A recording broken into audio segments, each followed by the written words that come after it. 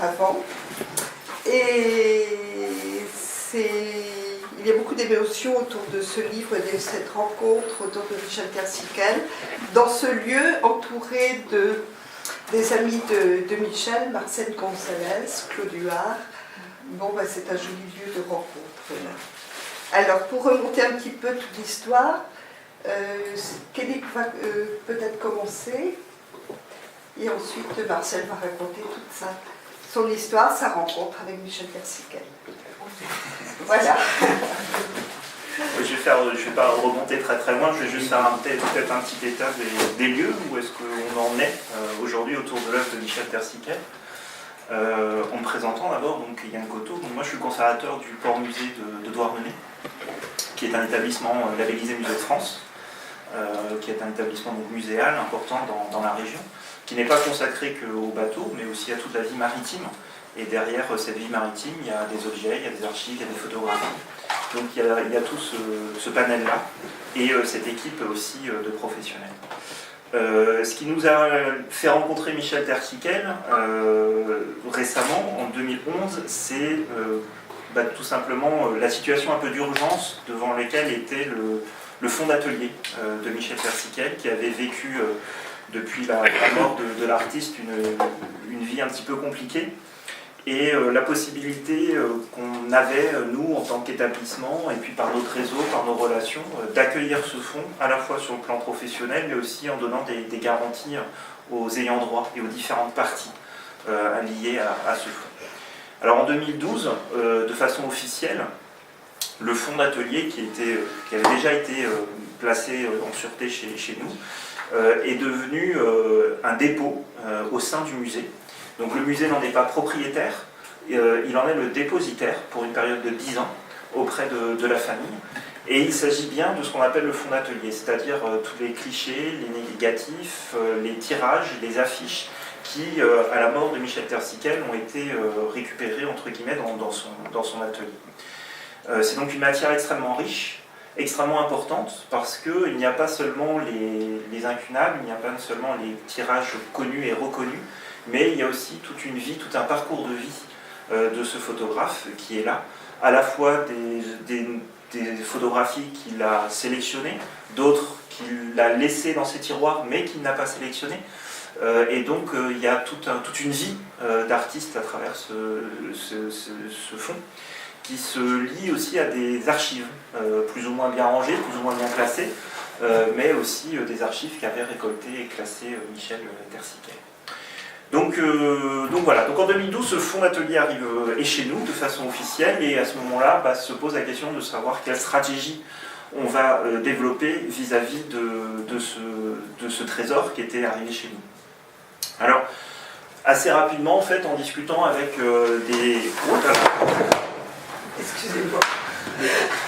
avec des proches de Michel Tersiquel, des gens qui le connaissaient de bien plus longtemps que nous, qu'il avait suivi, qui avaient été ses compagnons de travail ou ses compagnons de vie, eh bien on a mis en place un système de binôme, à la fois un musée, donc le port-musée de Douarnenez, qui s'occupe de travailler tout ce qui est inventaire, reconditionnement dans des matériaux appropriés, des matériaux neutres, qui garantissent la bonne conservation du fonds d'atelier, son classement, son inventaire aux normes des musées de France, sa numérisation aussi, et son étude universitaire. Ça, c'était quelque chose qui me semblait extrêmement intéressant, qu'on puisse accueillir chez nous des étudiants, aujourd'hui en formation, en histoire de l'art, en histoire de la photographie, et qui puissent venir travailler sur ce fonds Michel Tersiquel avec un regard aussi neuf, un regard de cette jeune génération, qui à la fois puisse puiser à toute sa vie, à tout son parcours de vie qui est connu, qui était entouré par ses proches, et puis qui, avec leur regard, avec leur formation universitaire, puisse aussi approfondir et peut-être même renouveler les grilles de lecture que l'on peut avoir de cette œuvre. Donc ça, c'était le travail du musée, un travail proprement dit de conservation, d'inventaire, de récollement de l'ensemble de l'œuvre. Et à côté, avec ce cercle de proches, sous la férule délicate de Marcel, s'est constituée donc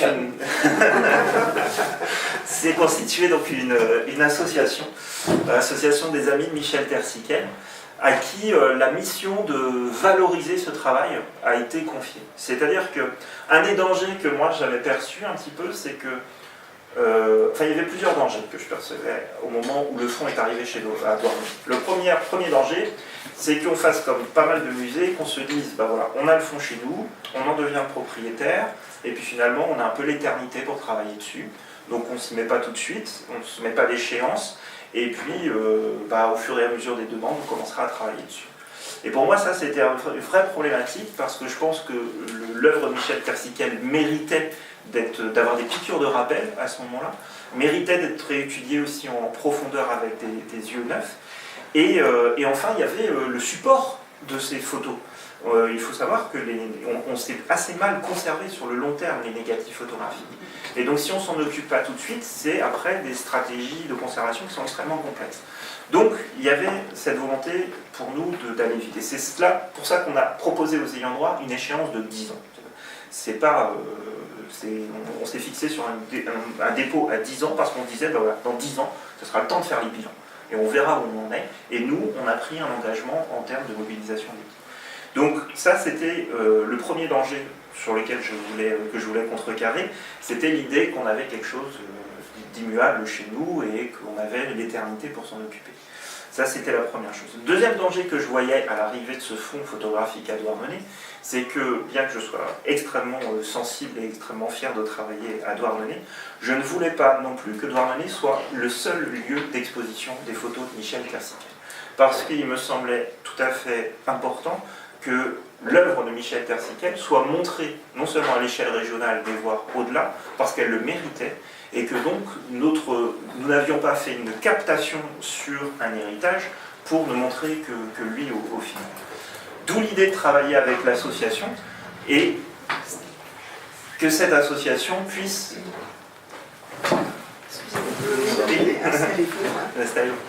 Et que cette association puisse travailler justement sur cette valorisation, sur cette diffusion de l'œuvre, et que nous, on en faisait un peu notre, je n'allais pas dire notre deuil, mais notre forme d'abnégation, et que l'œuvre de Michel Tersiquel puisse être présentée dans d'autres villes, dans d'autres lieux à l'échelle de la Bretagne et au-delà, Quimperlé étant une des premières étapes que nous avions, qui nous a été proposée en fait, et pour lesquelles nous avons coproduit l'exposition, puisque pour le coup, il y a eu un investissement de la ville de Douarnenez aussi qui a été important dans l'exposition de Quimperlé, à la fois sur sa mise en œuvre et sur le plan financier pour la sortie du livre ou les tirages. Voilà, c'était un petit peu ça que je voulais dire et ce que je voulais faire, avec d'un côté le musée, conservation, inventaire, et de l'autre côté l'association qui est là pour porter l'œuvre de Michel Tersiquel et susciter des projets en fait. Il y en a un certain nombre qui se dessinent et qui même sont bien engagés. Marcel pourra en revenir là-dessus, sur l'actualité de l'ensemble. Alors aujourd'hui, ce qu'il en est, c'est que quand l'œuvre de Michel Tersiquel est arrivée au musée, on a estimé qu'il y avait 70 000 clichés, 70 000 phototypes qui nous ont été légués. C'était un chiffre un peu en l'air. Je pense qu'il y en a beaucoup plus en fait, on doit être plus loin de 100 000 ou un peu plus. Donc c'est un travail de longue haleine. Il y a aujourd'hui 4 étudiants qui ont travaillé au cours de leur master sur l'œuvre de Michel Tersiquel. On a étudié de fond en comble Carpape, donc il y avait 4166 négatifs. On a étudié les séries Galets et Paysages menacés, qui sont aussi des séries des années 70. Et petit à petit, comme ça, on défriche, on débroussaille toute une matière qui est extrêmement riche. J'ai voulu commencer en accord avec l'association par des séries dites périphériques, tout simplement pour ne pas aller directement sur ce sur quoi Michel Tersiquel est resté célèbre, c'est-à-dire beaucoup les portraits de Pont-Aven ou les portraits de Bigouden, mais justement partant du principe qu'il y avait peut-être des séries qui sont en apparence périphériques, mais qui peuvent aussi beaucoup faire évoluer notre propre regard et notre propre grille de lecture sur son œuvre, et voire même renouveler à ce moment-là la vision qu'on peut avoir des séries plus connues. Je prends un exemple, la série des Bigouden, qui est une série extrêmement importante, il n'y a aucun doute là-dessus. Un des dangers aussi actuellement serait l'image de la Bigouden est devenue une image un peu iconique, avec une coiffe qui peut paraître parfois comme un artifice. Alors je ne parle pas aux gens qui sont dans cette salle-là, mais des gens venus de l'extérieur. Et il était important pour nous de pouvoir travailler sur l'œuvre du photographe, sur sa manière dans laquelle il s'est formé, dans laquelle il a expérimenté son œil, expérimenté sa technique, mais expérimenté aussi sa vision, pour qu'on puisse aussi avoir peut-être un renouvellement, un complément et des éléments de vocabulaire et de langage pour montrer à quel point ces séries-là ont une importance particulière au niveau de l'histoire de l'art, au niveau de l'histoire de la photographie et de l'histoire sociale en Bretagne. Voilà un petit peu les partis pris qu'on a fait. Il y a eu un coup de départ, ça a été la série Kerpap. Alors là, je dois avouer que je suis fier d'avoir lancé ça parce que ça a été un coup de cœur de ma part. Je ne connaissais absolument pas le travail que Michel Tersical avait fait sur Kerpap. J'ai été extrêmement surpris de le voir arriver dans des albums. J'ai été encore plus surpris de voir le temps et la durée avec laquelle il avait travaillé sur Kerpap. Et à quel point ce travail, qui n'était pas un travail de commande, l'avait nourri, l'avait presque obsédé pendant plus d'une dizaine d'années. Et qu'il y avait donc quelque chose derrière ce travail sur Kerpap qui parlait beaucoup de l'artiste. Alors on a eu la chance à ce moment-là d'avoir une étudiante brillante qui est venue travailler sur cette série et qui a permis de la mettre en lumière, de remettre en évidence l'importance de cette série dans l'œuvre de Michel Tersical, montrer à quel point cette œuvre était encore riche de pistes et qu'on pouvait justement aborder cette matière. Et c'est donc avec beaucoup de fierté et puis de contentement que j'ai pu voir qu'à Quimperlé, justement, cette série avait été mise particulièrement en avant. Et surtout, que les retours qu'on a eus du public et des spécialistes de la photographie sur cette série ont été très bons. Donc ça prouve un peu cette richesse de pistes qu'il y a encore à voir avec Michel Tersical. Voilà, moi j'ai beaucoup parlé. Je vais laisser la parole à Marcel, qui est beaucoup plus légitime que moi pour parler de Michel Tersical et de l'art. Ça parle bien. Voilà. Et, maintenant vous allez souffrir.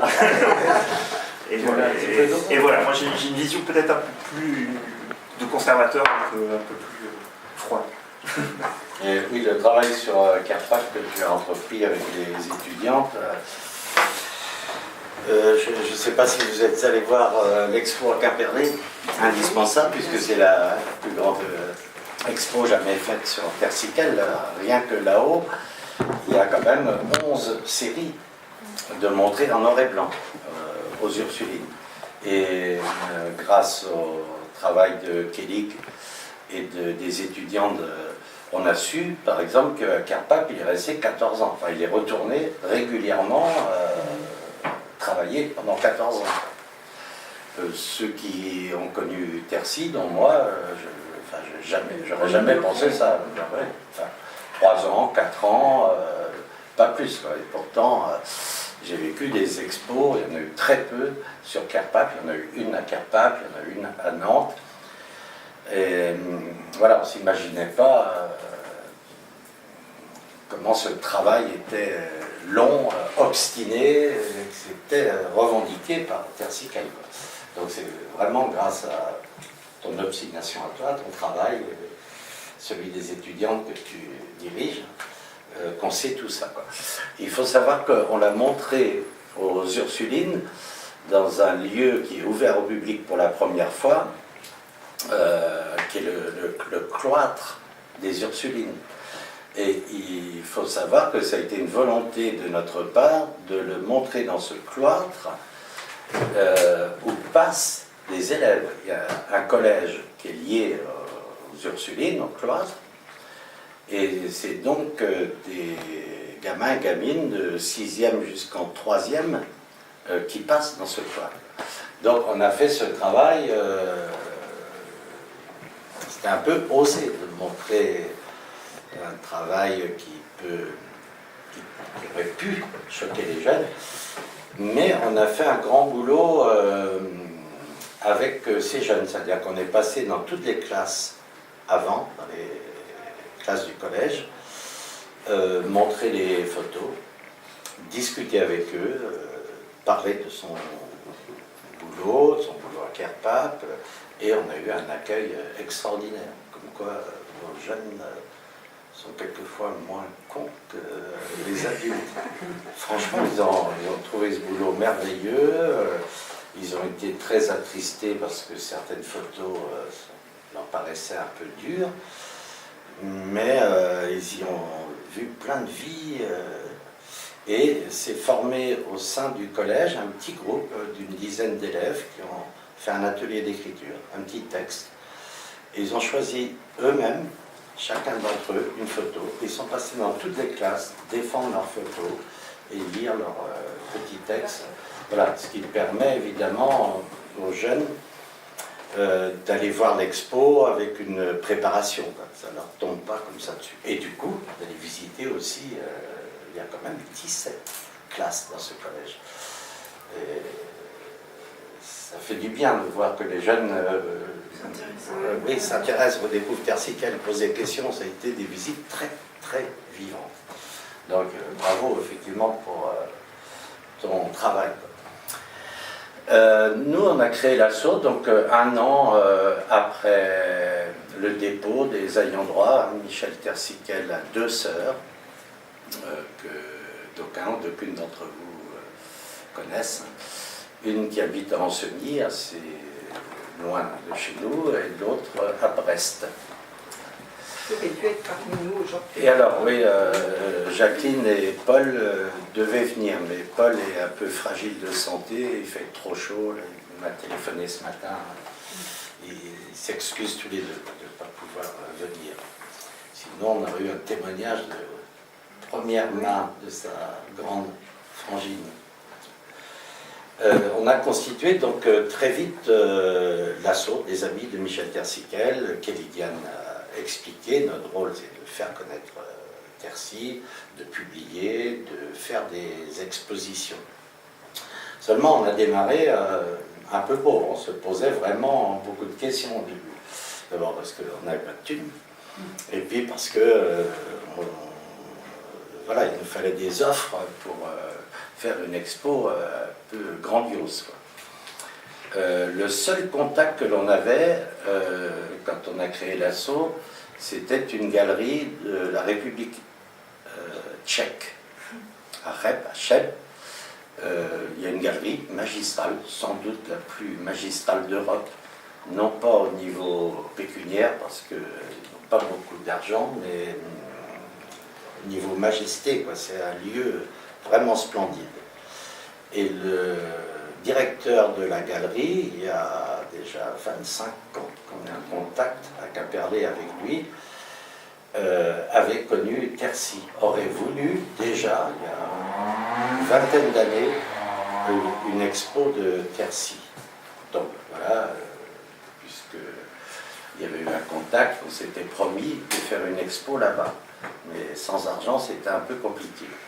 Et puis, en République tchèque, j'ai été à un grand vernissage de photographes de jeunes. C'est une très belle expérience photographique aussi. Et qui venait après à Quimperlé. Et le soir du vernissage, décembre 2014, à Quimperlé, de ces photos de jeunes, c'est la mairie de Quimperlé qui m'a contacté. C'était l'occasion de voir un petit peu de blanc et de remettre ça, parce que j'étais très étonné. Où ils m'ont dit, on voudrait faire une grande expo à Quimperlé, pourquoi vous allez d'abord en République tchèque, c'est dans son pays, dans notre pays, qui mérite voilà, l'expo. Du coup, on s'est réunis, Kelly s'est lié à la ville de Quimperlé, comme il a dit, et ça nous a permis de lancer cette énorme expo, puisqu'il y a plus de 200 photos. Au total, il y a en haut les 11 séries dont j'ai parlé, noir et blanc, à la maison aux Ursulines, et à la maison Edencraft, et à la maison des Archers, son travail couleur. Il faut savoir que Tersiquel a travaillé assez tôt sur la couleur, malgré tout ce qu'on croit, parce que l'époque des années 70, un photographe qui voulait être reconnu par ses pairs, je ne sais pas, madame, c'était surtout sur le travail noir et blanc. perfection des tirages, des cadrages, tout ce qui est photographique. Et il préparait, il est décédé en mars 2007. Et depuis 1 an et demi, il avait un contrat avec les éditions Le Chêne, qui existent toujours, à Paris, pour publier une œuvre magistrale sur la couleur. Il est décédé avant, il avait trouvé le titre, ça s'appelait Retour aux sources. Ça partait de photos de l'Estran, sur les rivages bretons, ça remontait les fleuves, les rivières, jusqu'aux fontaines. Donc il a quelques dizaines de milliers, là aussi, de diapos couleurs. Il faudra qu'on regroupe un jour, qui flotte à gauche et à droite. Donc on a voulu quand même rendre hommage à ce travail moins connu de Tercy. Alors ceux qui ont visité savent, ce sont des photos qu'on connaît beaucoup moins, évidemment, de Tercy-Quel. En même temps, en Basse-Ville, à la Maison des Archers, on est en 2016, c'est le 20e anniversaire du décès de Glenmore, qui a vécu 16 ans à Quimperlé. Comme Tercy-Quel a beaucoup photographié Glenmore, ses amis, Xavier Graal, les peintres, ses amis, enfin toute cette vie dont je vais vous parler juste 5 minutes, à Pont-Aven, toute la vie bouillonnante des années 70, on a voulu réserver une petite salle d'hommage à Glenmore, et à ses amis, et à tout ce que Glenmore a introduit aussi comme renouveau de la culture, de la musique, de la poésie bretonne. Voilà comment on a démarré. Et donc, on a travaillé sur les 70 000 négatifs en dépôt chez Kellyanne au Port Musée de Douarnenez pendant 1 an et demi, main à main avec le Port Musée, et où on a été extrêmement bien reçus. Kelly, on s'était promis de faire une fête avec les employés du musée. On la fera, on n'a pas pu la faire en juin, on s'est trop pris, mais en septembre, parce que franchement, ils ont été... nous, on n'a pas été forcément délicats, vous avez compris que l'emploi du mot, c'était un euphémisme, ça bouge. Et eux, vraiment, d'une grande gentillesse, on a été beaucoup aidés. Voilà. Du coup, eh ben, c'est venu en avalanche, il fallait démarrer quelque chose d'assez imposant pour s'apercevoir qu'il y avait une attente réelle autour de Tercy-Quel. D'abord, la commande par Ouest France du bouquin qui reprend là les photos noir et blanc uniquement. Puis un hors-série qui reprend noir et blanc et couleur. Ouest France aussi. Voilà. Et puis les cartes postales, vous avez peut-être vu, de Atoup. Atoup est lié avec Josse de Châteaulin, connu chez nous, qui a décidé de lancer une collection. C'est une collection qui a super. Oui. Ouais. Donc voilà, et puis un calendrier 2017, Tercy-Quel, alors toujours Josse, Atoup, et puis un agenda Tercy-Quel, et puis un compositeur. Ouais, c'est venu. Ça a été 1 an et demi de bouillonnement, travail assez dur. Hein. Et puis un compositeur, je ne sais pas si quelqu'un d'entre vous a vu à Quimperlé, Terre salée. Si, tu as j'ai vu, vu, bien sûr. alors, la soirée était bien, mais je m'attendais, je le dis franchement, à quelque chose de plus grandiose encore. C'était bien, j'ai bien aimé. Hein, et il faut aller le voir la nuit maintenant. Oui, ben ça repasse. Lundi. Lundi, c'est le 21, c'est ça? Voilà, voilà, à la Bobine, à Quimperlé. Et puis après, je crois que... parce qu'il faut savoir que l'expo ira à Douarnenez avec une autre structure, hein, chez vous, et avec un hommage aussi prévu à Georges Perros, hein, Tercy, beaucoup de photos aussi en dépôt. Georges Perros et ses amis, quoi. Voilà. Et Donc le compositeur a fait une musique spéciale avec projection de photos. Je ne l'ai pas vu, je l'ai découvert maintenant. Donc voilà, tout ce travail nous est venu dessus comme ça en un an et demi. Et puis l'expo, donc à Quimperlé, va de décembre jusqu'au mois de mai au Port Musée d'Armenay, avec une autre façon de regarder les photos de Terre-Siquel. En novembre de cette année, il y aura une expo en Pologne, sur les îles, parce que la Pologne fait un grand colloque sur les îles bretonnes. Et c'est eux qui nous ont téléphoné, qui ont exigé d'avoir... C'est à Varsovie, la Pologne? Non, c'est à Poznan. Ouais.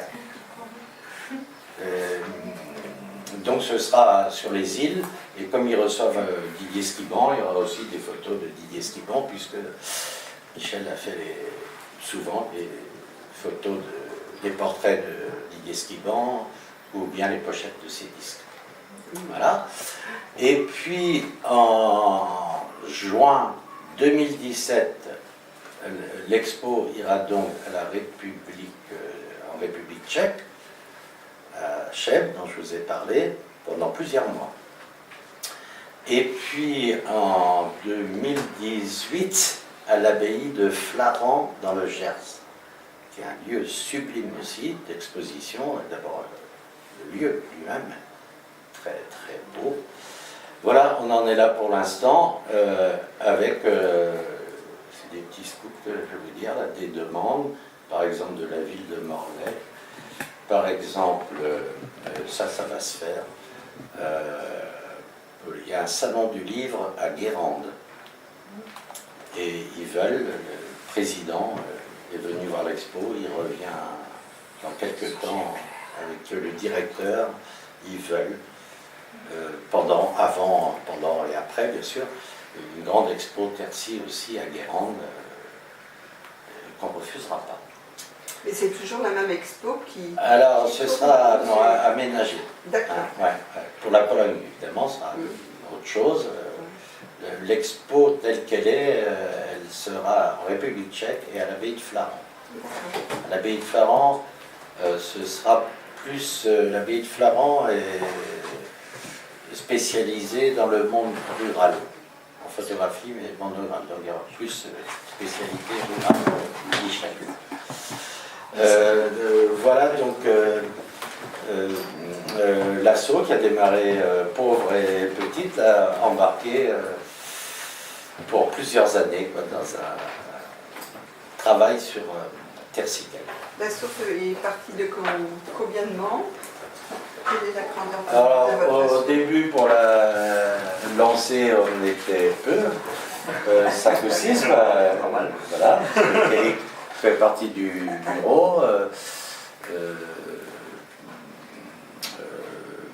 Moi, Guy Hersan, que vous connaissez peut-être, le photographe des rencontres photographiques de Lorient, qui est à Paris maintenant, qui a connu Tercy, qui a créé avec lui le groupe Célie, avec un travail sur les îles, justement, les rivières bretonnes, tout ça.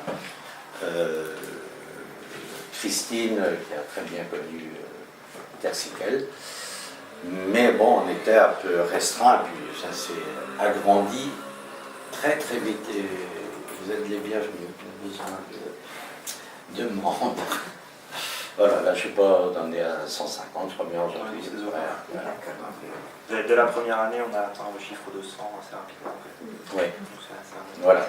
Il n'y a pas des petites expos de prévues ponctuellement, diverses expos? Alors, il y a pas mal de demandes, dont toi. Bah oui, je trouve que c'est dommage qu'il n'y ait pas d'expo sur Pont-Aven. Oui, bien sûr. Ouais. Mais bon, c'est pas qu'on refuse, mais là on est quand même embarqué dans un travail très long, vraiment très long, quoi, hein, trier les photos, choisir, les numériser, enfin bon, c'est pas simple, quoi. Évidemment, les tirages, le cadrage, Marie-Louise, préparer toute l'expo, grâce à Kéligan et toute l'équipe du Port Musée. Il y a des questions stratégiques qui se sont posées, en fait, même pour la réalisation de cette expo. C'est-à-dire que moi, d'un côté, j'avais j'avais envie d'aller sur des séries dites périphériques, comme j'expliquais auparavant, avant de revenir sur les impondérables, en quelque sorte, de Michel Persiquet. Et puis rapidement, on s'est rendu compte que c'était un photographe qui vient que décédé récemment. J'allais pas dire qu'il commençait à tomber dans l'oubli, mais quand même, on était surpris par certains de nos interlocuteurs qui ne le connaissaient pas ou peu. Et il nous est apparu évident qu'il fallait peut-être revoir un peu la stratégie initiale et que, sans vouloir faire une rétrospective à Quimperlé, faire une piqûre de rappel sur l'ensemble de son œuvre pour montrer cette diversité et constituer en quelque sorte, c'était l'idée qui nous est venue assez rapidement, de faire un tronc commun, une espèce de tronc commun à plusieurs expos qui nous permettent de montrer que cette œuvre avait un impact et une importance en allant justement pouvoir la montrer à Cheb, à Poznan, à Flaran et à tout. Mais c'est autant de pistes effectivement que vous voyez dans le découpage de l'expo de Quimperlé, il y a plusieurs pistes qui s'ouvrent. Et maintenant qu'on a constitué en quelque sorte ce tronc commun qui nous sert de base, il y a plusieurs ramifications sur lesquelles on peut aller creuser, etc. Et c'est vrai qu'on n'oublie pas aussi, Marcel est passé rapidement dessus tout à l'heure, mais les premiers à nous avoir aidés en tant qu'association, mis à part effectivement la contribution de la ville de Douarn, etc. Mais la première collectivité à nous avoir aidés, c'était la ville de Banalec, qui, en nous votant une subvention importante pour l'échelle de la ville de Banalec, nous a permis réellement de mettre le pied à l'étrier. Et on avait pris un petit peu cet engagement vis-à-vis du maire de Banalec, que voilà, bien sûr on allait aller tout de suite sur des gros projets, mais qu'on n'oublierait pas le territoire dans lequel avait œuvré Michel Persiquet. Et on avait cette envie aussi de proposer des échelles plus, j'allais dire plus modestes, mais c'est pas seulement ce terme-là, c'est aussi des fenêtres différentes qu'on allait montrer sur l'œuvre de Michel Persiquet en lien justement avec les territoires et les terroirs, ceux qu'il avait fréquentés, qu'il avait hantés en quelque sorte. Aussi. C'est vrai que Banalec nous a accueillis vraiment et soutenus. Très bien. Alors, un autre scoop, ce qu'on aimerait, on est en train de voir ça, 2017, l'année prochaine, c'est le 10e anniversaire de sa mort. Et ce qu'on va proposer à la mairie de Banalec, évidemment qu'on en a déjà parlé, c'est en route, c'est une grande fête à Michel.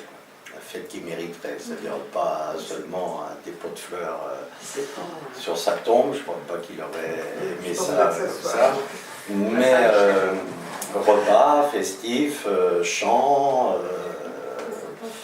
expos, voilà, on est en train de monter ça, une autre façon de faire connaître et puis de faire un hommage à Persiquet. Il faut ajouter quand même que dans le groupe aussi s'est formé un sous-groupe, dans le groupe des Amis de Persiquet, qui a enregistré des témoignages de gens qui ont connu Persiquet, soit des photographes qui l'ont soutenu, voilà.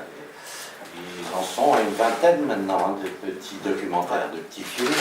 On en montre à Quimperlé 2. Très chouette et émouvant, très bien.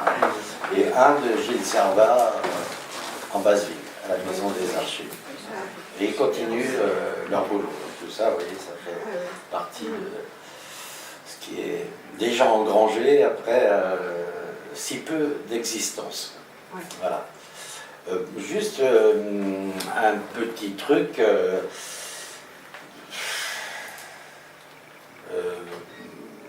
Moi, je suis là un petit peu en trop, quoi. En fait, c'est tout à fait bizarre ma rencontre avec Michel Persiquet. Je vais juste dire deux mots.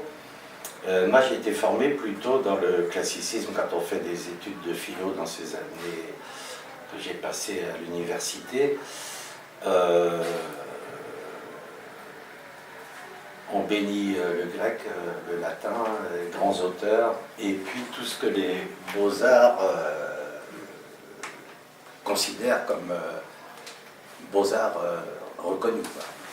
Dans une dissertation de philo, un écrit de philo, on aurait n'aurais jamais cité de la photographie, plus que la bande dessinée, tout ça c'était des arts mineurs ou du roman policier, quoi. Peut-être maintenant, avec le grand nom de la photographie, on peut se permettre de citer, mais pas à l'époque. Autrement dit, je ne connaissais pas grand-chose à la photographie. C'est Guy Hersant, ce qu'il a entrepris à la galerie de Lorient, galerie Le Lieu, et puis les rencontres photographiques qui m'ont appris un peu l'art photographique. J'étais un peu ouvert, un peu comme tout le monde, j'avais visité. Mais Tersical, je ne comprenais rien. Donc j'avais vu aux rencontres photographiques, je ne comprenais pas ces photos. Voilà. Il a fallu du temps pour que je rentre dans l'œuvre. Lui, ceux qui ont connu Michel le savent, c'est quelqu'un qui n'aurait jamais parlé, par exemple, à la place où nous sommes, surtout pas devant une caméra ou un micro. Il perdait les moyens, totalement. Il n'aimait pas qu'on le questionne sur son art. Il ne savait pas quoi dire sur ses photos, il y avait plein de choses à dire, mais voilà. Donc il avait un côté un peu fanfaron. Voilà, si on l'embêtait trop, les journalistes, les intellos, comme il disait, il allait boire un coup et il échappait, quoi. En fait, il était profondément réservé et timide, et il doutait de lui-même. C'est pas l'image qu'il donnait pour les gens qui l'ont connu en fait dans les trois quais par là. Ça peut paraître paradoxal, mais en fait ça ne l'est pas. On a tous un côté double. Lui, il avait peut-être à l'excès. Voilà, il se protégeait en fait, quoi. Il se créait une carapace pour garder son territoire secret, quoi. À tel point que autant en public il était mal à l'aise et il fallait qu'il sorte des bêtises comme ça, il échappait aux questions. Quand il était en campagne, dans les monts d'Arrée ou chez ses copines, comme il disait à Xavier Graal, chez les personnes âgées en Bigoudénie, voilà, là il était à l'aise. Moi j'ai fait un petit reportage avec lui, enfin un séjour à l'île de Saint. Vous savez, l'île de Saint, c'est grand comme la table, là, on a vite fait le tour, quoi. Donc je connaissais ça en touriste, on arrive à 9h au bateau, on repart à 7h le soir, on a l'impression d'avoir tout vu, quoi. Et Michel pouvait rester et discuter avec les gens de l'île de Saint, les personnes âgées, les marins-pêcheurs chez eux pendant 4 heures, 5 heures. De tout, en buvant un petit coup, en grignotant une galette, en buvant un café, puis un deuxième petit coup de rouge de leur vie, de leurs enfants, de leurs difficultés. Du coup, c'est moi qui étais impatient, qui me sentais mal à l'aise. Donc voilà, il y avait ce côté, la double face, Tercy. Un peu olé olé. De même, c'est le paradoxe, il pouvait paraître comme ça bordélique, et chacun sait que dans ses travaux, il était extrêmement minutieux.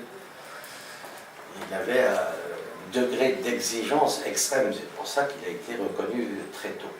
Bref, pour tout vous dire, rien ne prédisposait à ce qu'on devienne copains. Rien du tout, puisque la photo, je connaissais mal. En fait, c'est lui qui m'a tout appris. Il se méfiait, je l'ai dit, des intellos. Et puis, voilà, le fait que j'habite Quimperlé, lui habitait Banalec, après son passage glorieux, je dirais juste quelque chose, 5 minutes aussi, à Pont-Aven, il avait besoin quand même constamment d'être rassuré sur les bouquins qu'il faisait, sur ses productions, sur les expos qui devaient se faire, sur les demandes qu'il avait d'interviews. Voilà comment on s'est connus, autrement dit, plus par des copineries. Voilà pourquoi j'aurais plus de choses à raconter au niveau anecdotique qu'au niveau sérieux et scientifique sur Tercy, quoi.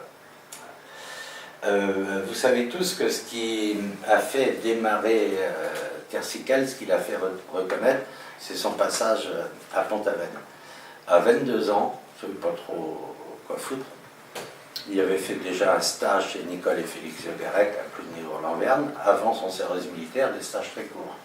Après son service militaire en photographie, elles sont photographes et cinéastes, célèbres maintenant pour les films que vous connaissez peut-être sur Plogoff et autres, sur la Bretagne, et puis les photos de Félix sur aussi le pays d'Igouda.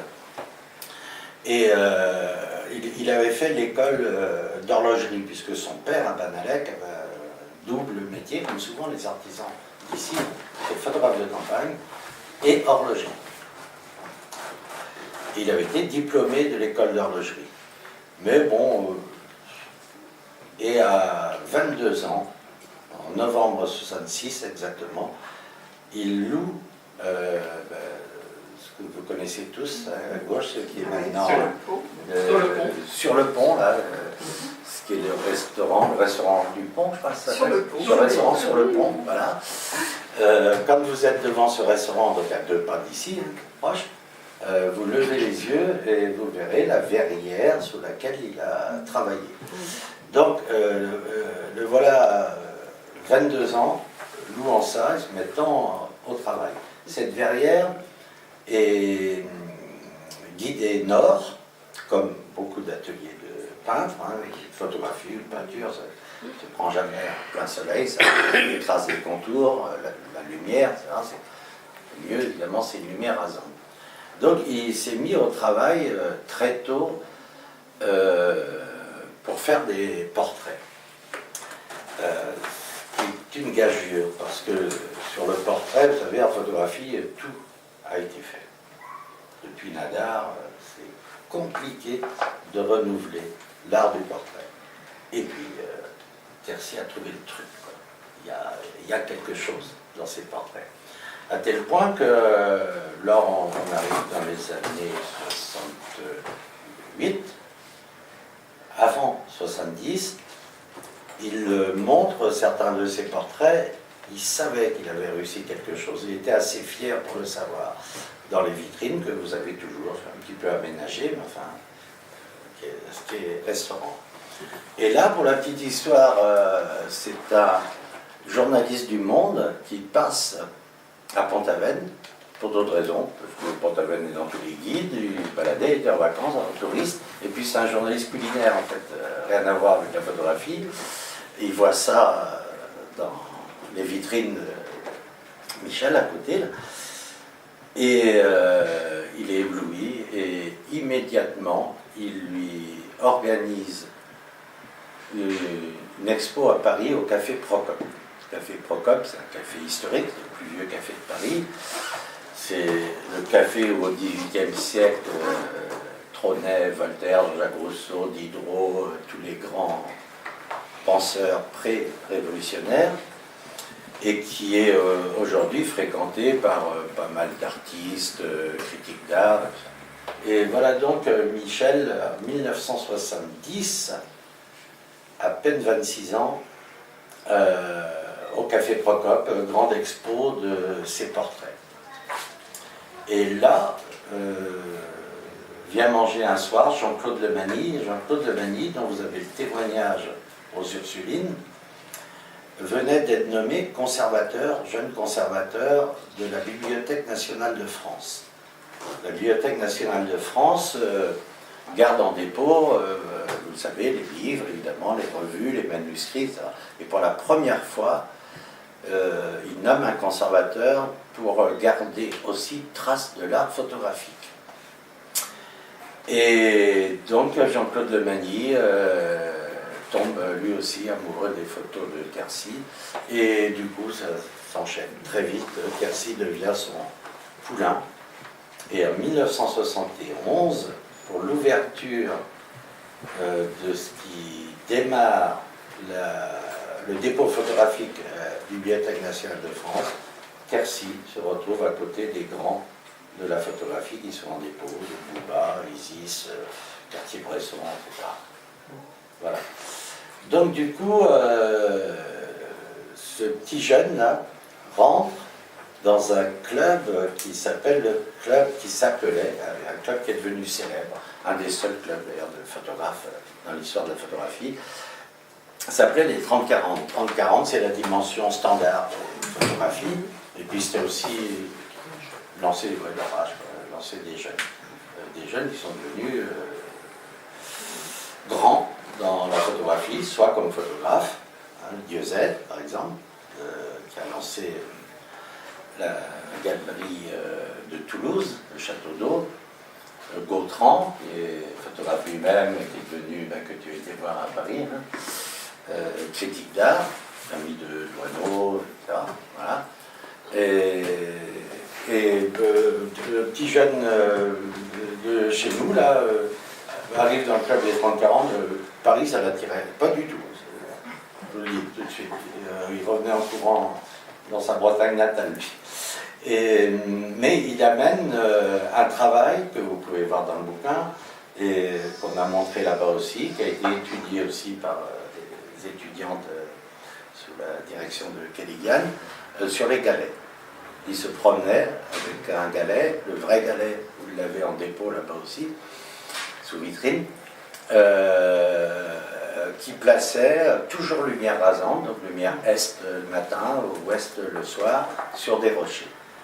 Il en fait des tirages superbes, et il amène ça tout jeune là-bas, au 30-40, et là, tout le monde tombe à genoux. Avec des petites histoires même de jalousie qu'on connaît, qu'on dira, c'est pas grave, puisque, voilà, vraiment reconnu. Voilà. Ceci dit, il a continué son boulot en Bretagne, parce qu'il se sentait mal à l'aise ailleurs. Je ne sais pas si vous avez remarqué quand même comment Tercy est bizarre. Quand on regarde certaines séries, il en manque plein là-haut. On n'a pas les Jean de Droit, on n'a pas les femmes de l'Orient, on n'a pas les artisans de Quimperlé et bien d'autres. Faire un choix. En fait, vous regarderez ça, Tercy a toujours aimé, il s'est toujours réfugié dans les lieux matriciels. D'abord les îles, puis l'île de Sein, petite île de Sein. Voilà, là il était à l'aise, comme s'il était dans un petit groupe qu'il acceptait. Chez ses copines Bigouden, c'est quand même un territoire pas très grand. Là aussi, il fallait toujours des limites comme ça. Ou bien les bateaux, voilà. Fou amoureux de la pêche, il est parti souvent sur les bateaux nord-Écosse. C'est aussi un lieu un peu restreint. Ou bien à Benalec, ou bien à Pont-Aven. Pont-Aven, qu'est-ce qu'il faisait d'ici, de là-bas, jusqu'à chez Zicou, la mère Corello, à l'hôtel de la Poste à quelques mètres, ou Madame Guillaume encore plus proche, ou la Mémé Louise tout près aussi. Enfin voilà. Il lui fallait ses repères. En fait. Absolument. Voilà. Donc dans le Grand Paris perdu. Voilà.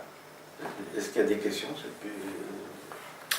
J'ai une question. Hein. Oui. Je voudrais savoir comment on fait pour trier 70 000 photos, ça me semble.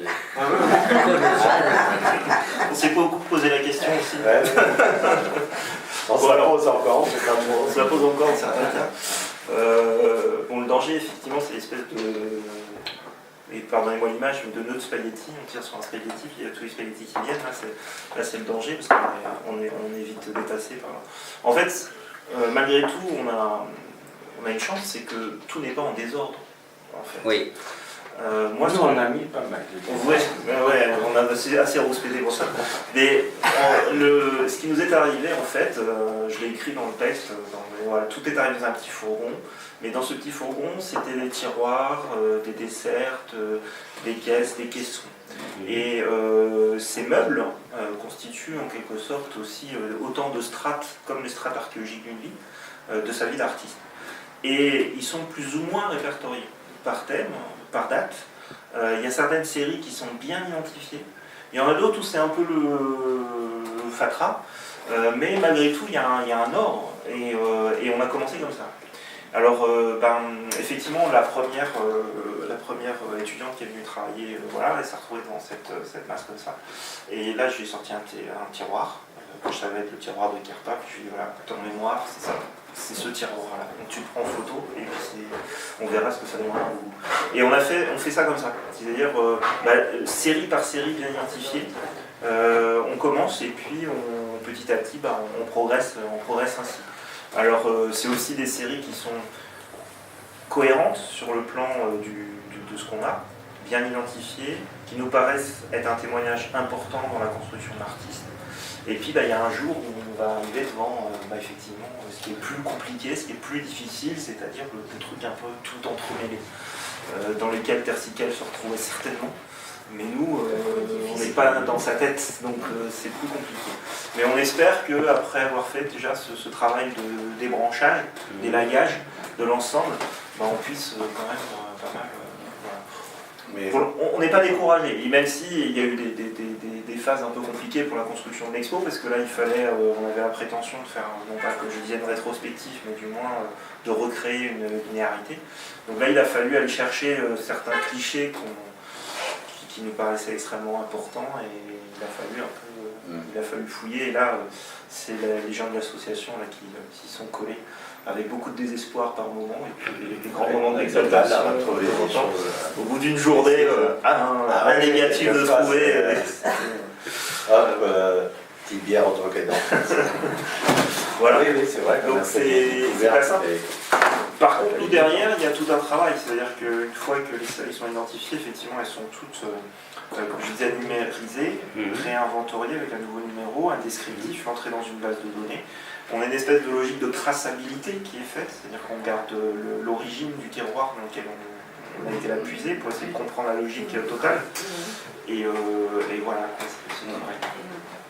Mais même sur le fond, il y a un travail énorme à faire, parce que nous, pour aller vite, on parle de ces dizaines d'années de travail dans le pays bigoudin, puisqu'il a continué depuis les années, fin des années 60, où j'étais, donc j'ai dit chez Nicole et Félix, il fermait boutique ici, puis il allait voir ses copines, d'accord ?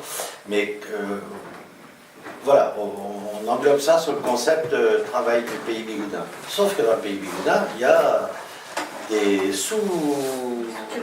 Ah oui, il y a un travail monstre, superbe. Il faudrait un jour faire vraiment une énorme expo rien que là-dessus. Parce qu'il y a les portraits, on les connaît, il y a les intérieurs des maisons, voilà, et qui est un vrai travail, je ne sais pas comment dire, sociologique, anthropologique, ethnologique, complètement. Il y a les bars, oui. Il y a les paysans. Oui. Donc il faudrait différencier tout ça pour déjà organiser plusieurs séries sur le seul pays bigoudin. Voilà. Et puis faire travailler, c'est un peu notre rêve aussi, par exemple, faire travailler un sociologue, un ethnologue, sur voilà ce que nous dit, même les tapisseries. Qu'est-ce que ça dit d'une époque, les meubles, d'une époque, et puis de la culture. Les épiceries. Les épiceries. Les épiceries, c'est fantastique. Est-ce que c'est bretonnant? Non, pas du tout. Tersiquel, il était bretonnant? Non. Alors, Tersiquel, c'est pas un militant. Oui, non, mais c'est-à-dire parler breton. Parler breton, c'est pas ça. Non, on parlait pas du tout, comprenez pas. Non. Sa mère, qui venait du Havre, avait appris les rudiments de breton pour tenir la boutique. Non, il ne parlait pas breton à trop. Et est-ce qu'il a travaillé jusqu'à la fin de ses jours sur de l'argentique uniquement? Il n'a jamais testé le numérique? Non, on pense tous que ce serait venu. Oui.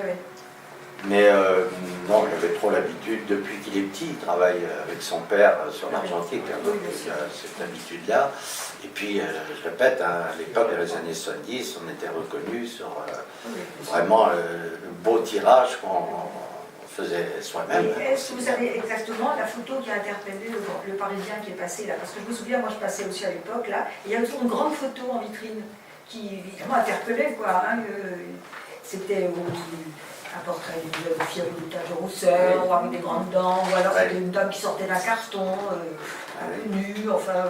oui. Oui, je me souviens, et ça ça, on n'a pas montré non plus, il y a quelques photos de nus de Tersiquel. un peu, enfin... Ça viendra un jour. Il y a tout un tiroir.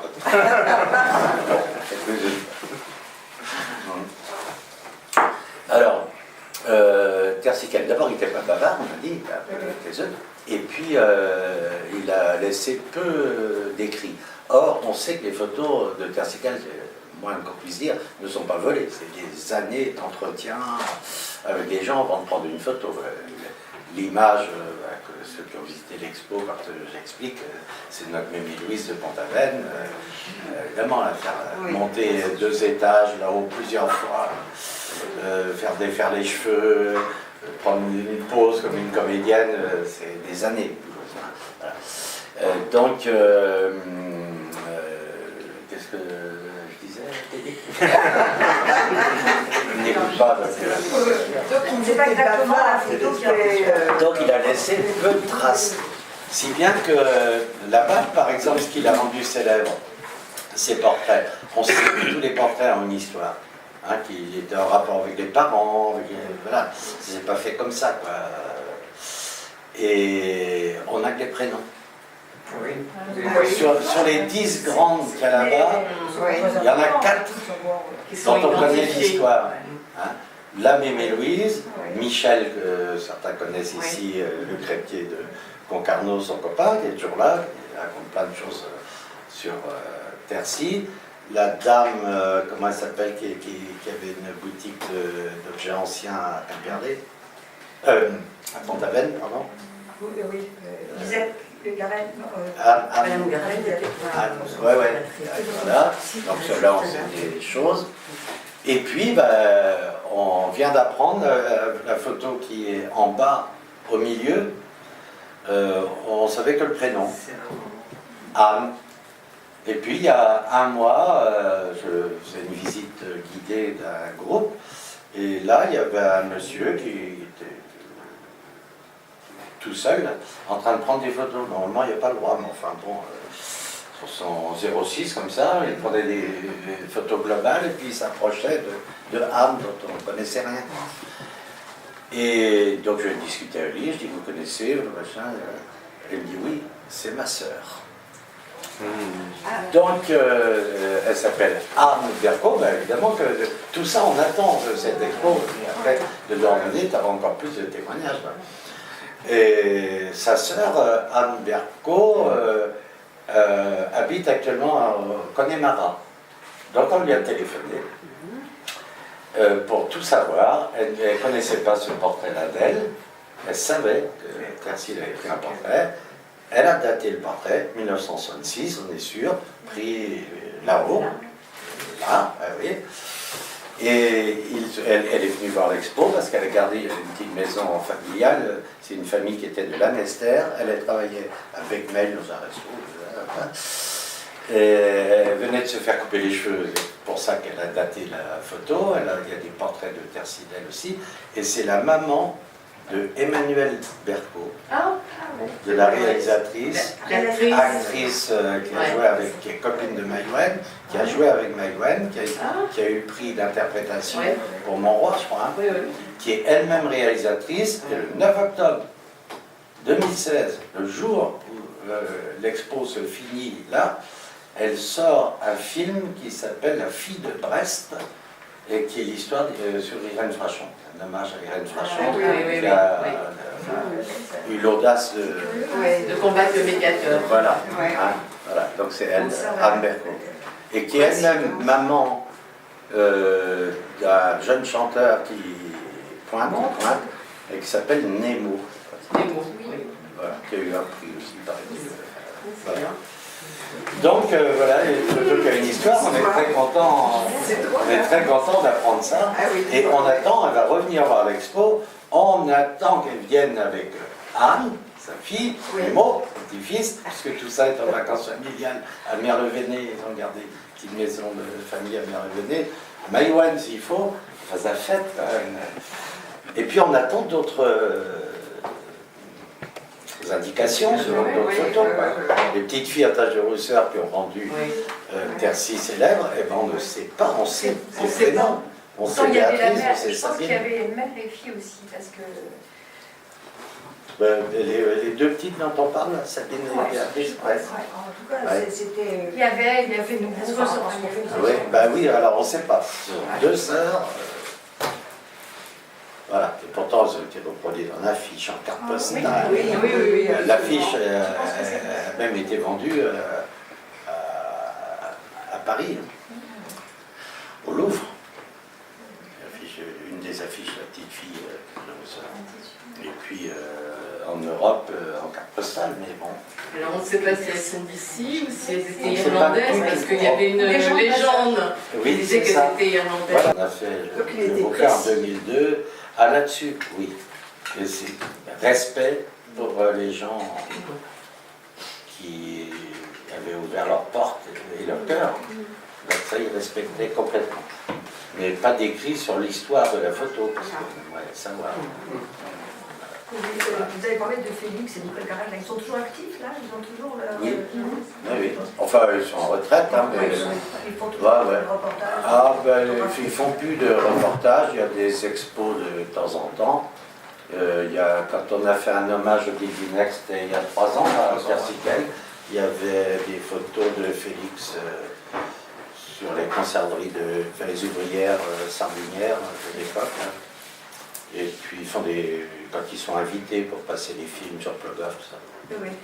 Je les ai revus fin juin, début juillet, là, en partant en vacances, justement. On a parlé de Tercy-Quel, on a parlé aussi de leur travail, de leur propre travail, etc.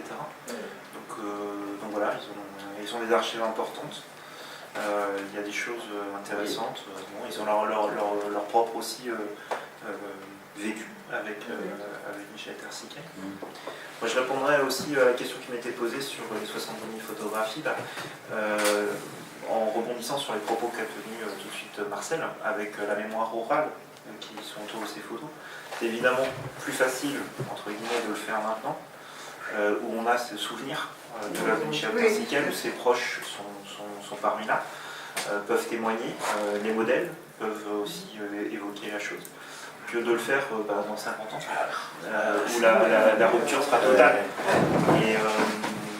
Et voilà, ça me rappelle un témoignage d'un de mes collègues espagnols qui un jour, pour une conférence, s'était posé la question, avait sorti un sac poubelle, et avait sorti des photos d'un sac poubelle, et avait posé la question à l'assistance, à partir de quand retrouve-t-on des photos dans un sac poubelle? D'autres gens. C'est à partir du moment où on ne peut plus mettre un nom sur ces photos. Et donc c'est à partir de ce moment où elles ne veulent plus rien dire. Alors dans le cas de Michel Tercy-Quel, elles voudront toujours dire quelque chose pour l'œil esthétique, le regard particulier qu'il a livré. Mais c'est vrai qu'il y a tout un... On ne peut pas le regarder uniquement à travers cette partie-là. Il y a aussi tout cet ancrage sur le territoire, sur le terroir, sa relation avec des gens dont tu parlais, qui est importante et qui fait partie de sa construction en tant qu'artiste. En fait, ma question était un peu double, parce que bon, trier, cataloguer les photos, ok, comme vous dites, avec, dans une base de données, il n'y a pas de problème. Mais après, il faut faire un choix entre deux photos lorsqu'il faut les exposer. On ne peut pas exposer 1000 photos, je suppose que c'est beaucoup trop. 500, c'est trop. Il faut faire un choix, se restreindre de plus en plus. Qu'est-ce qui gère ce choix? Est-ce que c'est un choix subjectif, objectif? C'est donner des règles. Juste avant, c'est le rôle du commissariat d'exposition. Voilà. D'accord. Donc dans une exposition, il y a un commissaire ou un commissariat. Et c'est lui qui va faire le choix. Et ce choix, il va être basé soit sur sa connaissance de l'œuvre, soit sur le parti pris qui est choisi. Voilà, c'est quelque chose qui est réfléchi, qui est dangereux, entre guillemets, pour le commissariat, parce qu'il faut qu'il défende ce choix-là. Pourquoi cette photo et pas un autre? Mais là, justement, Marcel, qui a piloté le commissariat d'expo pour Quimperlé... On s'est donné des règles. Alors d'abord, il y a une double réponse aussi à ta question sur les 70 000. Il y a l'histoire des séries. Il y a des séries qui étaient impondérables. Le travail qui a été si bien fait sur Kerpap, il fallait le montrer. Donc on a déjà une série qui s'imposait. Le travail qui a été fait sur les galets, puisque c'est le rôle du Grand Musée, ça a été fait, il fallait le montrer. Le travail qui a été fait sur une série dont on n'a pas parlé, qu'il a appelé Paysages menacés, ce sont les caravanes qui obstruaient le bord de mer entre Guidel et Lorient à l'époque. Et Plumeur, bon, qui était un travail un peu, comment on va dire, critique de l'époque, typique des années lanceur d'alerte 70. presque à l'époque, parce que lanceur presque d'alerte pour dire attention à la côte, attention au paysage, parce que c'était la première fois que on mettait ça en évidence. C'est ça. Ah oui, c'était pas contre les touristes qui habitaient les caravanes. Voilà. En même temps, c'est un travail photographique sur les formes, la lumière, évidemment. Pour regarder les photos. Les portraits, ça nous semblait indispensable.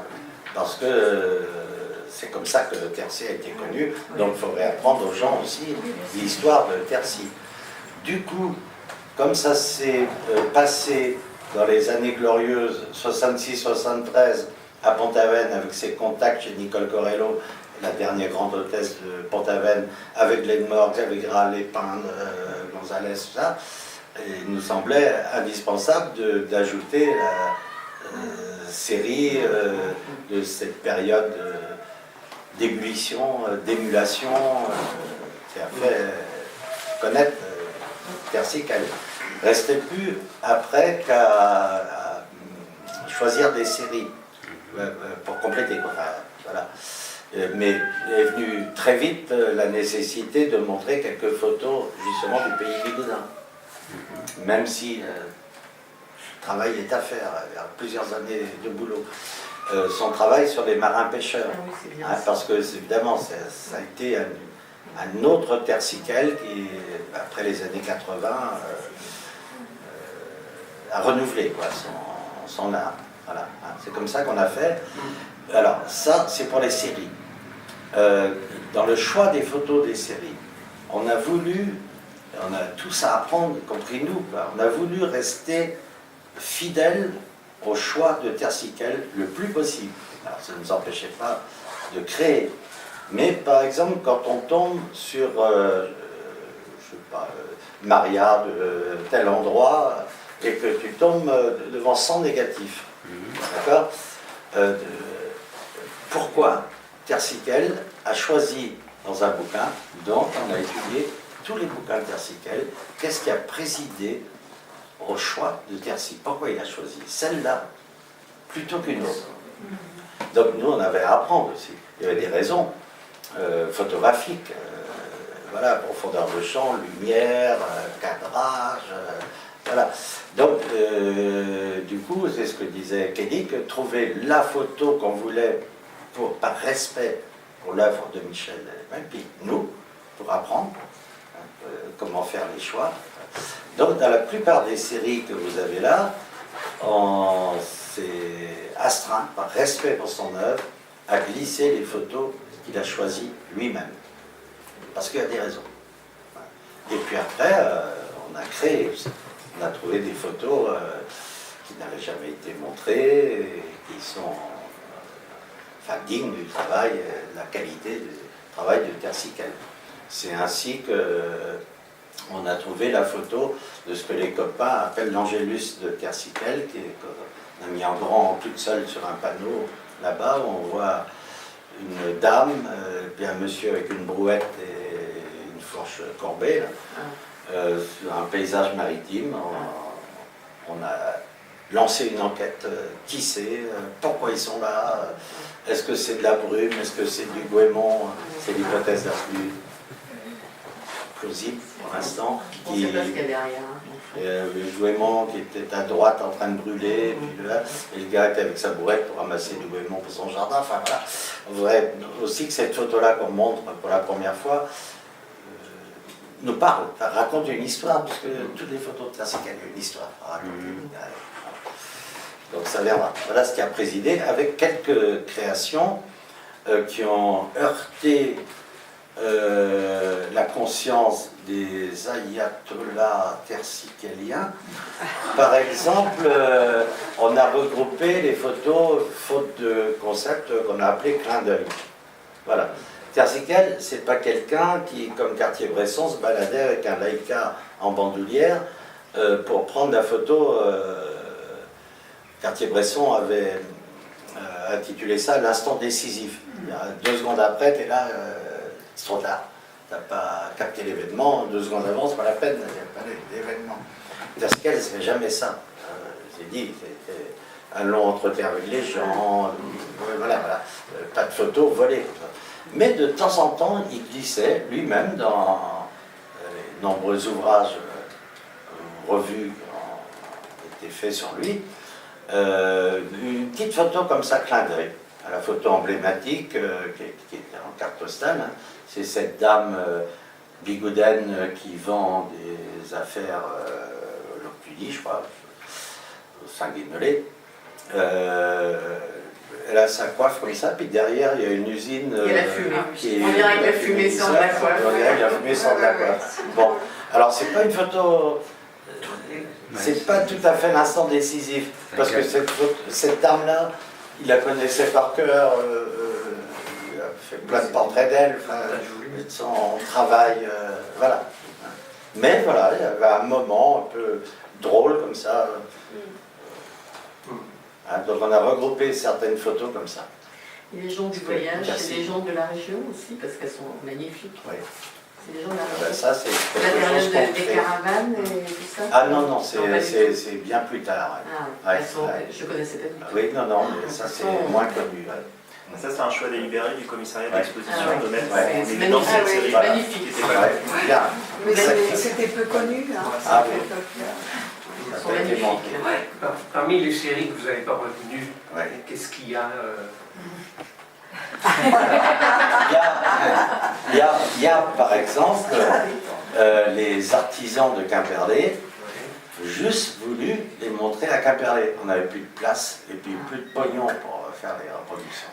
Parce qu'il a fait un travail, c'était une commande de, je ne sais pas quel organisme de la région de Quimperlé. Il est allé voir les artisans, dont des gens qu'on connaît à Quimperlé. Ça a été fait en petites plaquettes à l'époque. Voilà, il y a une véritable œuvre, on n'a pas pu les faire apparaître. Voilà, quelque chose qui aurait mérité Quimperlé, mais ça viendra un jour, j'espère. Il y en a, parce que je vois les photos sur les pêcheurs, il y en a un certain nombre, mais il doit y en avoir beaucoup d'autres de qualité. Bien sûr. Quand on voit ce qu'il a ressorti de ça. Ah oui. Oui, dans l'exposition, ça n'est qu'une petite partie, effectivement, de l'œuvre. Le commissariat d'exposition, en fait, son travail était de faire une sélection, évidemment, de sélectionner, d'avoir une vision, de porter une vision du travail de Michel Tersiquet. Donc une vision, ça veut dire aussi des choix arbitraires, délibérés, faire monter, par exemple, la série sur les Roms, effectivement, faire monter aussi la série sur Carpath, au détriment parfois d'autres. Et puis ce choix que porte le commissariat d'expo, il se heurte, entre guillemets, où il doit s'accommoder, aussi d'un côté des maîtres d'ouvrage, de ceux qui commandent le projet et qui ont un budget qui est celui-là, ils ont possibilité sur 150 photos, mais pas 152 par exemple, donc il va falloir s'arrêter là. Et puis de l'autre côté, il y a un autre maître d'œuvre qui intervient, c'est tout ce qui est la scénographie même de l'ensemble, où on va devoir aligner les photos et pas faire du touche-touche. Voilà. Donc c'est vrai que c'est un projet global qui se construit comme ça. C'est quelquefois douloureux. Parfois douloureux, parfois ça donne naissance à des grands débats. Discussions. Des grands éclats de voix. Vous avez prévu Tersiquel 2 Oui, de toute façon c'est un work in progress. Le travail sur Tersiquel va continuer, mais là pour les expos, on est embarqué déjà pour encore 3 ans. Est-ce que vous avez publié des photos, par exemple, sur Internet, ou une partie de l'œuvre, des choses qu'on ne voit pas, parce que le nombre de photos qu'on peut monter dans l'exposition sont limitées. Voilà, alors dans un premier temps, il y a un site qui a été mis en place, qui est le site de l'association Les Amis de Tercy, où il y a une photothèque qui a été prévue. On va l'alimenter au fur et à mesure. C'est vrai que nous, il y a eu tout le projet d'expo là qui nous a pas mal tenu en haleine. Il faut qu'on réfléchisse un petit peu à ça, mais l'idée c'est effectivement de faire connaître l'œuvre dans sa plus grande diversité possible. Et petits enfants, tout ça, je vous ai expliqué, ça va être secret. Ou les lieux. Puis sortir des monographies, moi je tiens aussi, puis expérimenter, explorer des pistes nouvelles. On a parlé de paysages menacés, par exemple. Là, je vais parler en mon nom et c'est un peu ma marotte par rapport à cette série-là. Et je réponds du coup à votre question, savoir tout à l'heure si c'était pas frustrant de ne pas avoir décrit par rapport à ce que par rapport à l'œuvre de Michel Tersiquel. Alors, moi qui ne l'ai pas connu, j'ai parfois cette frustration un peu de ne pas avoir décrit. Et je l'ai eu par exemple sur Carpape, quand je me suis interrogé sur le mystère Carpape, entre guillemets, mais bon Dieu, qu'est-ce qu'il a bien pu vouloir faire? C'était un peu ce qui me préoccupait. Et il y a dans certaines séries, comme Galet, comme dans Paysages menacés justement, des choses qui m'interpellent parce que à la fois c'est du Tersiquel, à la fois c'est la patte de Tersiquel, à la fois on voit bien qu'il est dans une construction, dans une expérimentation technique aussi, mais que ça soit Galet ou Paysages menacés, c'est des séries qu'il a menées sur une période relativement courte. Dans le cas de Paysages menacés, c'est quand même quelque chose d'étonnant. Il est sorti véritablement de son studio, il est allé faire ces photos-là spécifiquement sur la côte. Moi, c'est vrai que j'aurais bien aimé avoir des textes ou au travers quelques lettres, 2-3 explications sur ce qu'il a voulu faire, parce que j'y ai trouvé, alors ça c'est des sujets de débat au sein de l'assaut des fois, mais moi j'y ai trouvé des points de résonance avec d'autres travaux photographiques qui ont été menés à l'époque dans les années 70, notamment aux États-Unis, et notamment une exposition qui s'appelle New Topographics, qui s'est tenue à la George Eastman Foundation en 1975, et qui s'appelait donc Nouvelle Topographie, New Topographics, A Man Altered Landscape, donc un paysage abîmé par l'homme. Et dedans, on trouve des photos, je ne dis pas du tout que Tersiquel les a pompées, c'est pas du tout ça, mais je pense que c'est une ambiance dont il s'est inspiré aussi de ces mouvements photographiques de l'époque, qui n'a pas mis en avant, qu'il a peut-être eu connaissance simplement par quelques photos qui circulaient ça et là dans certaines revues, mais qui certainement ont fait tilt à son esprit et l'ont amené à chercher sa propre voie. Je pense aux photos de Robert Adams. Alors il se trouve que j'avais pas préparé, mais j'ai le catalogue de la New Topographics de 1964 que j'ai récupéré auprès d'un ami. Et je vais vous montrer par exemple quelques-unes de ces photos. Voilà, vous allez voir assez vite, je pense qu'il y a une certaine familiarité d'esprit. Voilà ce qu'on trouvait en 1975. On a ces photos de mobil-home. Voilà, où à la fois on a dénonciation, parce qu'il s'agit bien du titre de l'exposition, et en même temps il y a ce travail, il y a à la fois une dénonciation et à la fois une espèce de fascination sur l'aspect formel, la proposition formelle de l'ensemble. Et donc quand on regarde ces photos là, de Robert Adams et qu'on regarde un petit peu ces photos qu'il a faites dans les années 70 autour de ces photos de Carwan, je dis pas du tout que c'est la même chose, mais il y a quelque chose dans l'esprit qui, au cours des années de formation de Michel Tersiquel, il est allé puiser, je pense, aussi à d'autres sources photographiques. Et ça, c'est quelque chose que c'est pareil avec Carpape et la relation qu'on peut faire entre Carpape et le travail de Canarbus ou choses comme ça. Entre certaines photos de Galet puis d'autres, ce qu'il a fait aussi sur les végétaux, dans lesquels on peut retrouver des choses avec la nouvelle objectivité allemande. Donc il y a des choses comme ça qu'il a picorées sans doute et qui l'ont aidé à avoir sa propre vision après des choses. Et c'est là où, alors, à la fois c'est très intéressant de les découvrir parce qu'on a un peu l'impression de faire un travail d'archéologue et on peut se permettre des hypothèses que Michel Tersiquel ne contredira pas aujourd'hui. Mais en même temps, c'est vrai que voilà, avoir quelques textes qui auraient pu aiguiller, ça aurait été. L'analyse est importante à faire. Il n'a jamais étudié la photographie en fait. Non. Donc non, jamais à l'école. Non. Mais il s'est imprégné très très vite de l'histoire de la photographie. Très vite. C'est magnifique. Ça se voit. Ceux qui connaissent l'histoire de la photographie, on retrouve évidemment C'était quelqu'un d'extrêmement sensible. Ah oui. Il y a quand même tous les aspects techniques quand même, hein, et surtout en argentique maintenant, on va vite, on efface, etc. Tandis que là, il fallait quand même qu'il ait... Par atavisme familial, il avait quand même cette... Oui, c'est ça. Oui. Voilà, au niveau technique, il possédait des précisions, Mais après, il s'est sans doute imprégné de tas de choses. Et dans les années 70, justement, au fin des années 60 et années 70, ces années de formation-là, on le voit aussi mener des workshops, visiblement avec d'autres photographes. Il y a vraiment un travail, on va dire, d'expérimentation, d'émulation. Il a échangé avec d'autres. Voilà. Et je pense que, voilà, je ne dis pas que c'est... Alors, il n'a jamais verbalisé ça.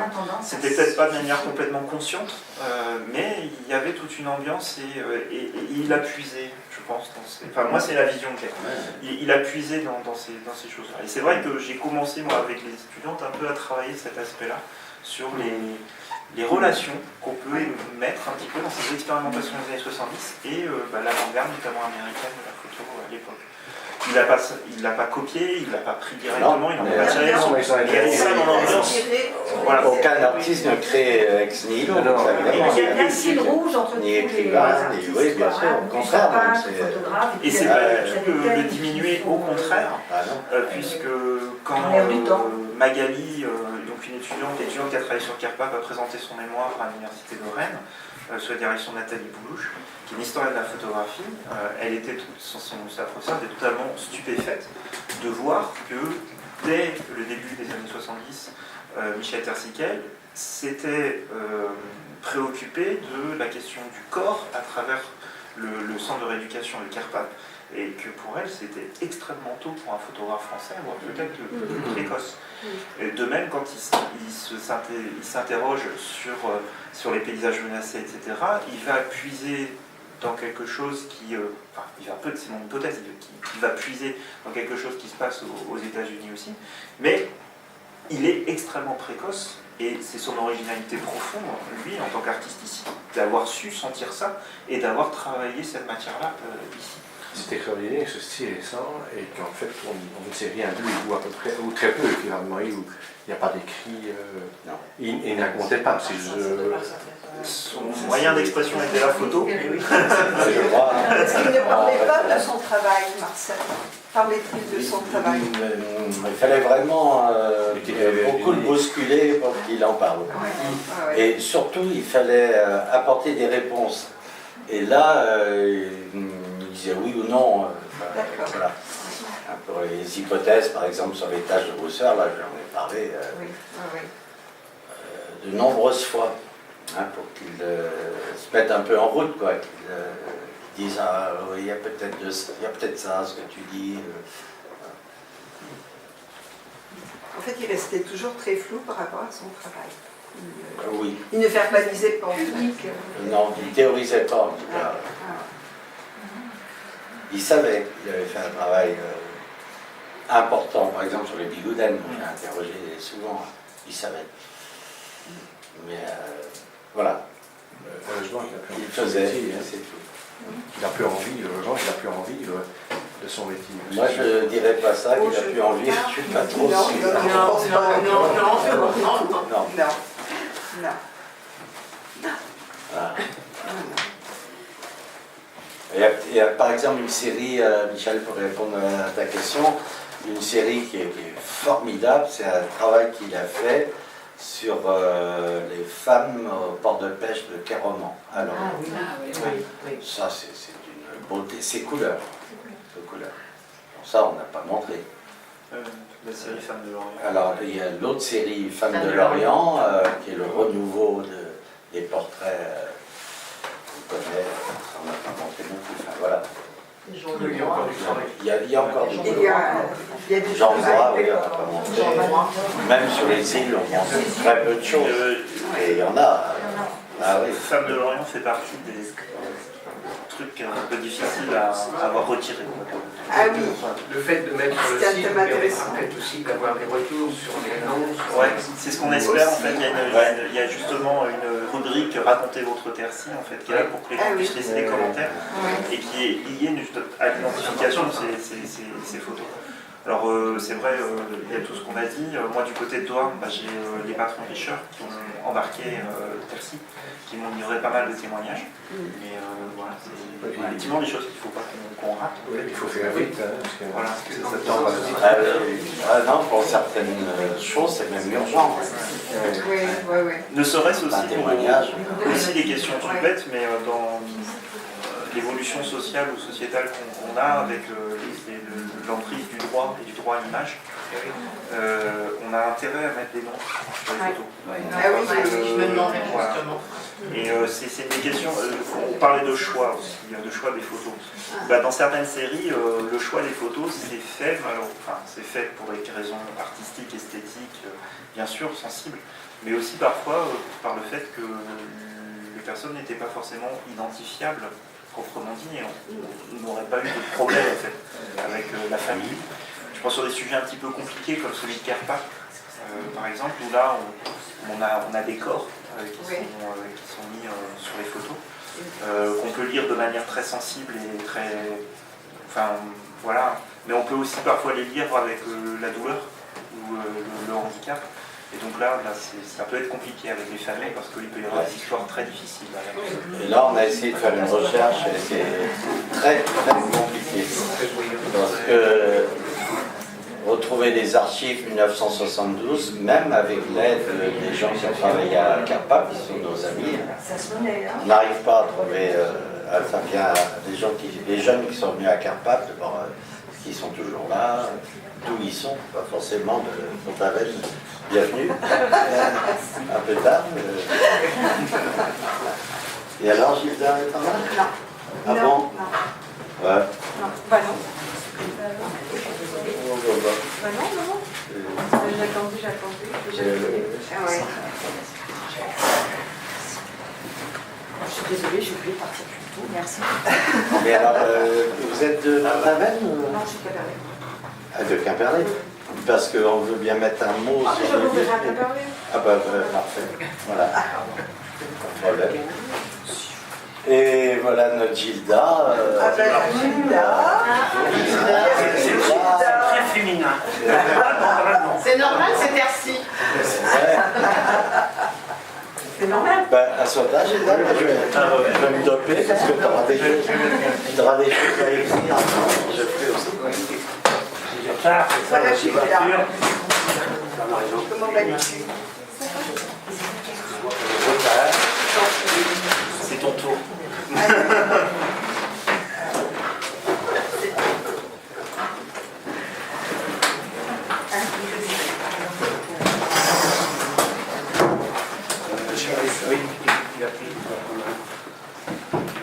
Veux-tu un verre d'eau?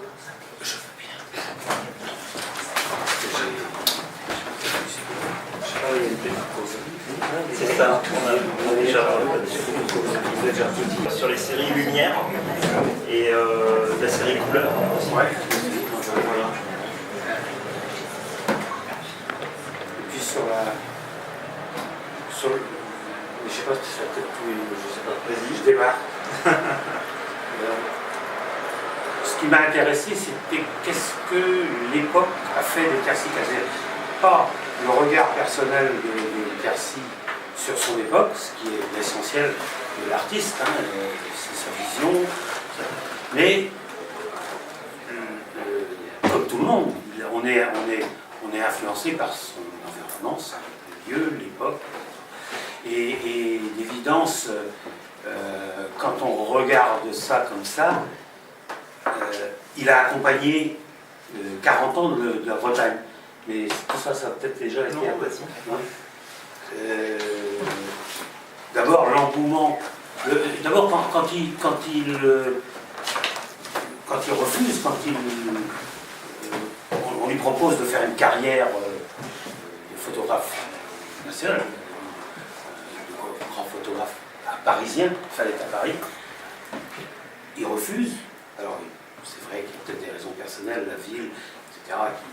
Mais il y a cet engouement à cette époque-là où tout le monde ne va pas au Larzac, les gens reviennent en Bretagne, apprennent le breton, cherchent la racine. On est dans une période où il y a une sorte de refus du côté parisien et une forte attirance pour son passé, ses racines, etc. Et il est bien, je veux dire, c'est Glenmore qui rentre quelques années avant de Bruxelles, de machin, c'est Xavier Graal qui vient à Trier ou à machin. Je veux dire, tout le monde, j'ose pas dire personnellement, je pouvais faire une carrière parisienne aussi, dans le journalisme, et puis je dis non, je préfère être journaliste au Télégramme à Lannion. En fait, j'ai pas été au Télégramme à Lannion, mais on avait cette attirance-là pour le retour au pays, très forte, plutôt que la réussite nationale. Et c'est un peu ce qui m'a intéressé, c'était de voir, et c'est allé beaucoup plus loin, il a accompagné, donc ça c'est le début, mais il est allé jusqu'au bout, c'est-à-dire la Bretagne, je ne dis pas que ça s'est terminé dans les années 2000, mais le gros engouement des années 70 s'est un peu atténué ensuite, et entre 1995 et 2005, disons autour de l'an 2000, il y a beaucoup moins de monde à étudier le breton, il y a beaucoup moins de monde dans les festounons, il y a, etc. Il y a une sorte de détachement de la Bretagne. En revanche, ce qui est en pleine ascension, c'est l'écologie, l'environnement, et les photos de Michel témoignent de ça. Il passe progressivement à les rivières, il passe de la culture à la nature, mais parce que tout le monde, à ce moment-là, en Bretagne, et je ne sais pas si ça tout ça, je ne sais pas si, quand on débarque et qu'on intervient, c'est peut-être pas, c'est peut-être hors de propos. Moi, ce qui m'intéressait, c'est ça, c'est qu'est-ce que l'époque a fait de Tercy, qu'est-ce qu'il témoigne de son époque. Marcel parle très bien, ou Kelligan, qu'est-ce qu'il a apporté.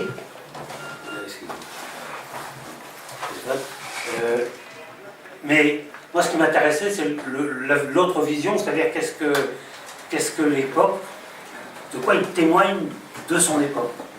Plutôt une vision, je ne dis pas sociologique, mais ce qui est vrai, tout le monde, on a tous été influencés par notre géographie, notre histoire, etc. Et lui, c'est ce qui m'a intéressé dans le regard de Tercy. Mais qu'est-ce que l'époque a fait de lui? Et comme il parlait très peu, on ne sait pas si les photos qu'il a faites étaient pour protéger en fait la nature telle qu'il l'a rencontrée, la personnalité, le breton, le pêcheur, ou s'il avait une réaction par rapport à... Il n'est pas très... Enfin, sous réserve d'être corrigé. Il n'est pas bavard. Il n'est pas bavard, mais il n'est pas militant. Non, c'est-à-dire que même quand il est dans sa Bretagne, il n'est pas... je veux dire pas agressif, comment je pourrais dire, il ne dénonce pas la situation, il montre au contraire ce qui mériterait d'être mis en avant et il fait la promotion des gens ordinaires. Alors, il n'est pas en train de montrer, alors si un petit peu dans les caravanes, la série sur les caravanes, c'est un peu montrer l'intrusion du monde moderne dans la nature qui mériterait de ne pas être agressée comme ça par des formes blanches, rondes, etc. Là, il a un côté un peu, enfin militant, oui, mais ce qui va l'intéresser essentiellement, c'est quand même d'accompagner du côté positif de cet engouement sur la Bretagne. Et ensuite, il aura la même réaction sur l'écologie. Il n'est pas avec Jean-Claude Pierre en train de dire... il va il connaît toutes les rivières, il prend les rivières, il prend les sous-bois, parce que ça mériterait d'être mieux connu, d'être mieux mis en valeur, etc. De la même façon qu'il prenait les paysans pour les mettre en valeur, pour montrer le côté de la fierté, mais aussi cette capacité qu'ont les gens ordinaires, tout le monde, à être eux-mêmes et d'être nobles eux-mêmes. Et il a la même, me semble-t-il, et ça c'est autre chose, c'est plus près de sa personnalité, mais par rapport à ce que vous disiez ou ce que tu disais, je pense qu'il a surtout pas militant, surtout son militantisme, c'est positif. Qu'est-ce que tu dis sauf la marée noire, là encore une fois, on n'a pas montré. Oui, mais c'est 3 jours de marée noire. Oui, mais il fait 3 jours. Plogov, il va dire, oui, un peu, il y a quelques... Mais la marée noire, les photos marée noire, c'est juste Toumana qui est allé un jour ou deux, puis c'est tout, je veux dire. Il n'y a pas... C'est le Tagno. Il n'a pas fait toute la côte. Voilà. Alors, il y a des photographes qui ont, à ce moment-là, montré les oiseaux mazoutés, etc. Lui, il a montré les gens en train de nettoyer. Et je te coupe peut-être le Kelly. Pas du tout. Je débarque et je m'impose. Non, c'était juste pour laisser à Marcel le temps de respirer un peu. Marcel, la photo de la caravane avec dans la vitre tout le village qui est derrière, donc la dualité entre... La photo,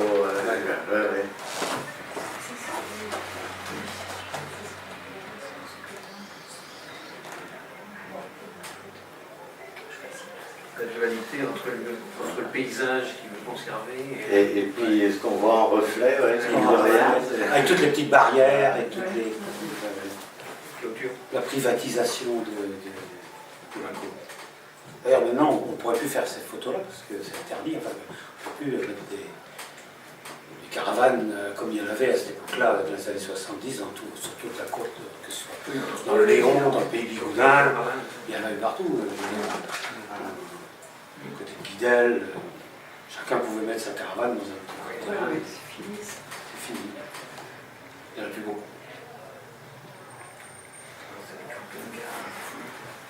Tu enchaînes, Marcel ou Kelly? Si vous avez des questions.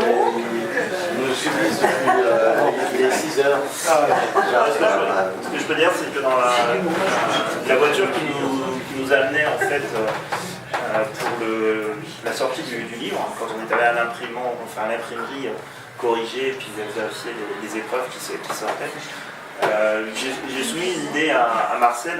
J'en ai pas encore parlé à tous les membres de l'association, mais vous voyez qu'on a chacun aussi une façon de lire l'œuvre de Michel Tersiquel qui peut être différente, qui est liée à notre background chacun, la proximité avec l'artiste, notre parcours personnel, etc.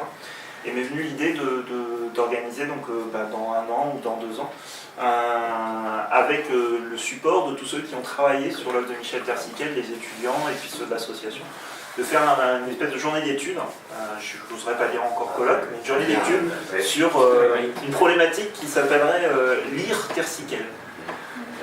Et sous la présidence de quelques personnalités justement connaisseurs de l'histoire de la photographie, montrer à quel point on peut chacun, nous, avoir une lecture argumentée de l'œuvre de Michel Tersiquel qui se complète, qui ne sont pas forcément concurrentielles, qui se complètent, et plusieurs niveaux de lecture, montrer à quel point une personnalité artistique liée à un fond d'atelier peut être révélatrice aussi de ce qui s'est passé sur un territoire ou sur la vision qu'on peut avoir de la géographie d'un territoire. Voilà. C'est un beau travail. C'est un peu ce qui est né de l'exposition, les débats qu'on a eus, parfois houleux, parfois... On avait des c'était pas toujours consensuel. Si, ça finissait par être consensuel parce qu'on discutait quand même. Mais c'est vrai qu'on n'a pas forcément toujours eu les mêmes actions. On ne peut pas empêcher quelqu'un de regarder les choses avec son vécu. Bien sûr, bien sûr. Mais ce qui a été intéressant, c'est qu'on a été chacun obligé d'appuyer notre argumentation. Oui. Et on s'est rendu compte que, il n'y avait aucune vision qui était infondée. Et donc ça mettait quelque chose d'encore plus enrichissant. Et c'est vrai que vous parlez du choix, le commissariat d'exposition a dû faire des choix. Donc des choix, par moment, retirer certaines séries devant les contraintes, parfois en faisant monter d'autres. Et l'image peut-être, en tout cas moi l'image que j'avais de Michel Tersiquel, de l'œuvre du travail de Michel Tersiquel que j'avais en 2012, ou même en 2011 quand le fonds est arrivé à Douarnenez, a quand même été globalement pas mal bouleversé par cette expérience-là de 3-4 ans, où je me suis rendu compte qu'il y avait une beaucoup plus grande richesse de cette œuvre que ce que j'avais imaginé quand j'ai travaillé à réceptionner le fruit. Donc voilà, c'est très heureux de ce gagne à être connu. Mais je pense que c'est aussi entre gens qui l'ont côtoyé, qui l'ont connu, qui l'ont vu, et ben, d'avoir ces multiplicités de grilles de lecture, ça ne diminue pas, bien au contraire, ça enrichit profondément sa personnalité artistique. Voilà. En tout cas, merci, messieurs.